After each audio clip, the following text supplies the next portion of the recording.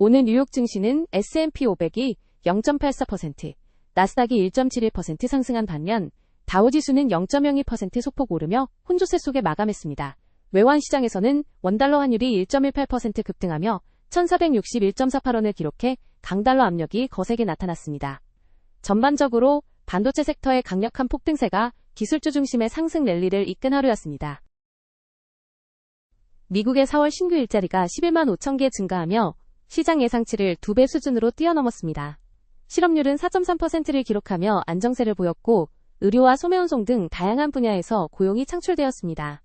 이러한 강력한 고용지표에 힘입어 나스닥과 S&P 500 지수는 다시 한번 사상 최고치를 경신했습니다. 다만 임금 상승률이 인플레이션과 에너지 가격 상승분을 따라잡지 못해 실물 경제의 소비자들은 여전히 재정적 압박을 느끼고 있다는 분석이 나옵니다. 이런 전쟁의 영향이 본격화되면서 미국의 4월 소비자 물가지수와 생산자 물가지수가 동반 상승할 것으로 전망됩니다. 특히 가스 가격 상승이 근원 물가 전반에 압력을 가하고 있으며 4월 생산자 물가지수는 5%에 육박할 것이라는 관측도 제기되었습니다. 연준은 고용시장의 견조함보다는 치솟는 인플레이션 데이터에 더 집중하며 당분간 금리 동결 기조를 유지할 것으로 보입니다. 한편 이란 전쟁으로 인한 에너지 비용 상승은 인도 루피화 가치를 사상 최저치로 떨어뜨리며 외국인 투자자들의 기록적인 자금 이탈을 불러오고 있습니다. 인텔이 애플 기기용 첨단 칩 일부를 생산하기로 하는 예비 합의에 도달하며 반도체 업계의 판도 변화를 예고했습니다. 트럼프 행정부의 중재가 핵심적인 역할을 한 이번 계약 소식에 인텔 주가는 14% 폭등하며 사상 최고가를 기록했습니다. 이는 TSMC와 삼성에 뒤처졌던 인텔에게는 강력한 부활의 신호탄이 되었으며 공급망 확보가 절실했던 애플에게도 중요한 전환점이 될 것으로 보입니다. 일론 머스크가 테슬라와 스페이스X, xAI의 컴퓨팅 파워를 확보하기 위해 직접 칩 제조에 뛰어들겠다는 파격적인 계획을 발표했습니다. 테라팹이라 불리는 거대 칩 제조 시설 구축을 위해 최대 1,190억 달러를 투입할 용의가 있다고 밝혔습니다. 전문가들은 이 나노 공정 등 기술적 난도가 매우 높겠지만 머스크 특유의 수직 계열화 전략이 반도체 장비 업체인 ASML이나 파운드리 파트너가 될 수 있는 인텔, 삼성 등의 새로운 기회를 제공할 것으로 내다봤습니다. 러시아가 미국과의 전쟁을 치르고 있는 이란에 광섬유 드론 5,000대와 위성 유도 드론을 제공하려 했다는 러시아 정보국의 기밀 문건이 유출되었습니다. 광섬유 드론은 전파 방해가 불가능해 미국의 상륙작전을 저지하는 데 치명적인 무기로 평가받습니다. 이는 러시아와 이란, 중국, 북한으로 이어지는 이른바 크링크 국가들 사이의 군사기술 협력과 학습 공동체가 실질적인 위협으로 부상했음을 시사합니다.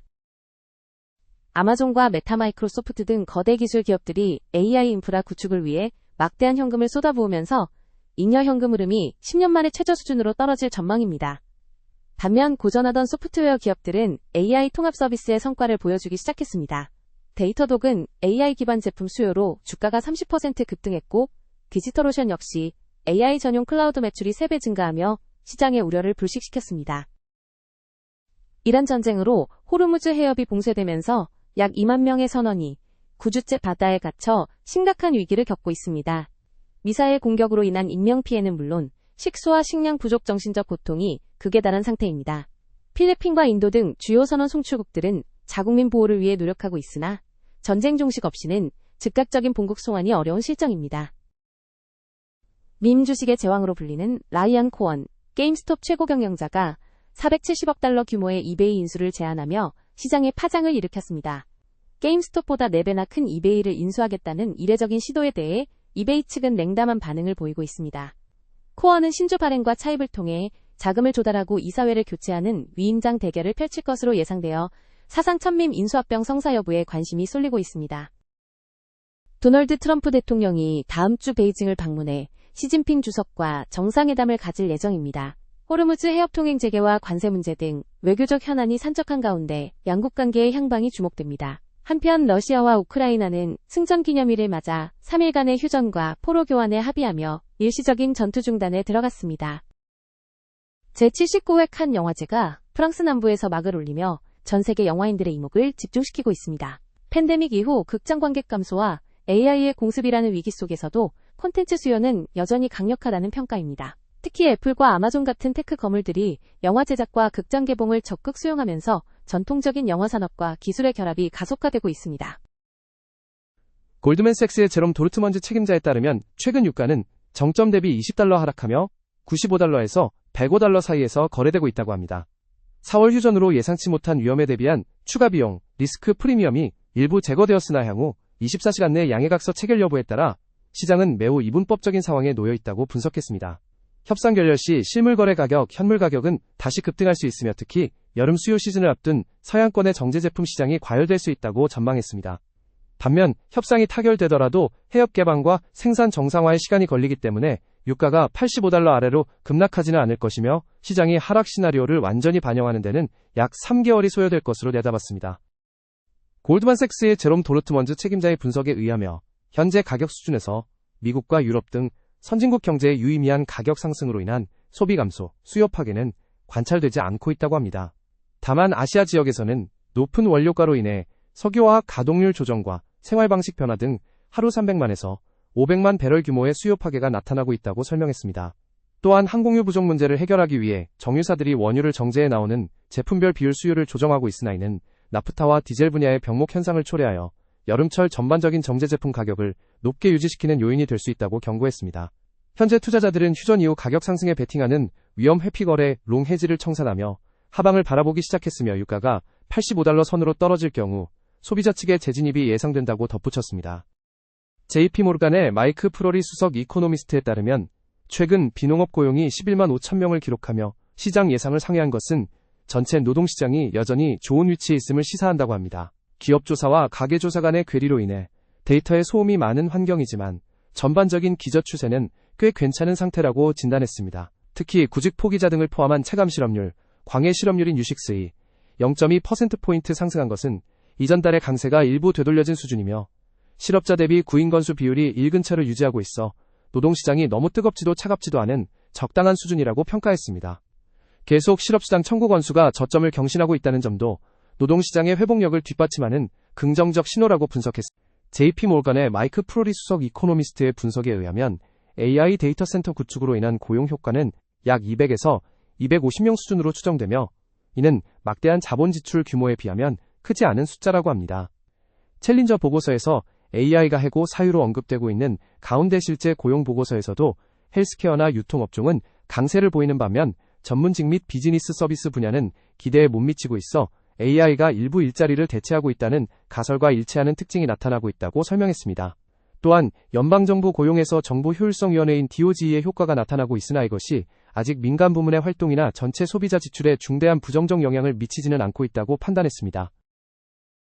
JP모르간의 마이크 프로리 수석 이코노미스트는 연준이 올해 남은 기간 동안 금리를 동결하고 내년 말쯤 인상할 수 있다는 기존 전망을 유지한다고 밝혔습니다. 최근 연방공개시장위원회에서 통화 긴축을 선호하는 매파적 의견이 강화되고 있어 연준위원회가 금리 인하 편향에서 벗어나고 있다는 점에 주목했습니다. 향후 금리 인상 시점을 앞당길 요인으로는 노동시장 타이트화에 따른 임금 인플레이션 발생을 꼽았으며 반대로 실업률이 4.5%를 상향 돌파할 경우 완화 기조로 돌아설 수 있다고 전망했습니다. 현재 가장 큰 위험 요소로는 지정학적 상황에 따른 가스 가격 급등을 언급하며 가격이 갤런당 $5를 넘어설 경우 소비자 회복력에 의문이 제기될 수 있다고 경고했습니다. 모건 스탠리의 론 캠든 책임자와 행크 달레산드로 부회장에 따르면 임차인이 세금과 보험료 등 유지비를 직접 부담하는 장기 임대 방식 넬리스 투자가 시장 불확실성 속에서 안정적인 수익 창출 수단으로 주목받고 있다고 합니다. 넬리스는 임차인이 비용 증가분을 부담하는 구조 덕분에 인플레이션 환경에서 지출 상승으로부터 보호받으며 고정된 임대료 인상 조건으로 인해 예측 가능한 현금 흐름을 제공한다고 설명했습니다. 최근에는 연금 펀드와 보험사 등 소수 투자자로부터 모은 민간 자금, 사모자본의 참여가 실질적으로 성장하면서 시장이 확대되고 있으며 단순한 신용 분석을 넘어 부동산 자체에 대한 정밀한 가치 평가, 인수 분석과 수익률을 차별화하는 핵심 요소가 되고 있다고 강조했습니다. 모건 스탠리의 분석에 의하면 과거 리테일 중심이었던 넬리스 시장이 산업용 자산과 데이터 센터 의료 외래 진료 빌딩 등으로 빠르게 확장되고 있다고 합니다. 특히 산업용 부문은 이커머스 성장과 해외 진출 기업의 국내 복귀, 리슈어링 국방비 지출 증가의 수혜를 입고 있으며 고령화에 따른 의료시설 수요도 유망한 분야로 꼽혔습니다. 다만 데이터 센터의 경우 기술 변화와 노후화 리스크를 신중히 고려해야 한다고 조언했습니다. 또한 리얼티 인컴의 사례처럼 미국 외 유럽과 영국 시장으로의 글로벌 다각화가 진행되고 있으며 부동산 가치가 하락하고 공급이 억제된 현재 시점이 지난 10년 대비 매력적인 진입 기회가 될 수 있다고 전망했습니다. S&P 500 종목 중 가장 눈에 띄는 상승을 기록한 종목은 아카마이 테크놀로지스인 AKAM으로 오늘 무려 26.58% 폭등했습니다. 이어 샌디스크가 16.60%, 마이크론 테크놀로지가 15.49% 급등하며 반도체와 데이터 저장장치 관련주들이 시장을 압도했습니다. 반면 하락 종목으로는 메틀러 톨레도가 14.77% 하락하며 가장 부진했고 모토로라 솔루션이 11.36%, 익스피디아 그룹이 9.02% 밀려나며 약세를 보였습니다. 섹터별로 살펴보면 반도체 업황의 호조에 힘입어 IT 섹터가 3.44% 상승하며 독보적인 수익률을 기록했습니다. 소재 섹터가 0.37%, 이미 소비재 섹터가 0.27% 상승하며 그 뒤를 이었습니다.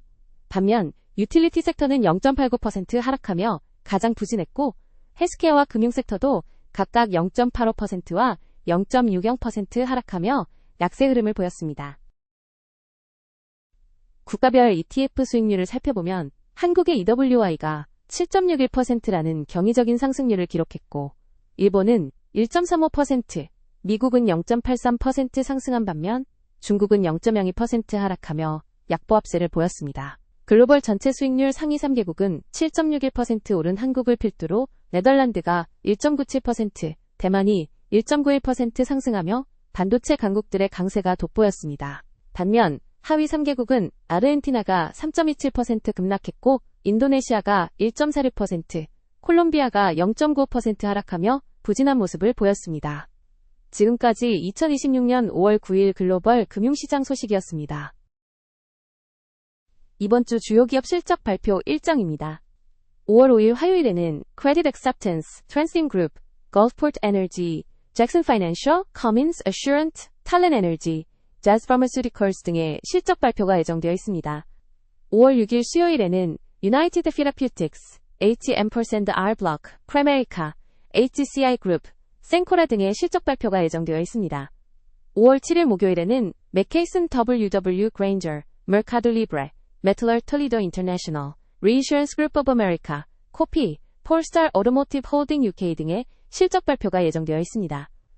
투자자 여러분의 일정 관리에 참고하시기 바랍니다. 지금까지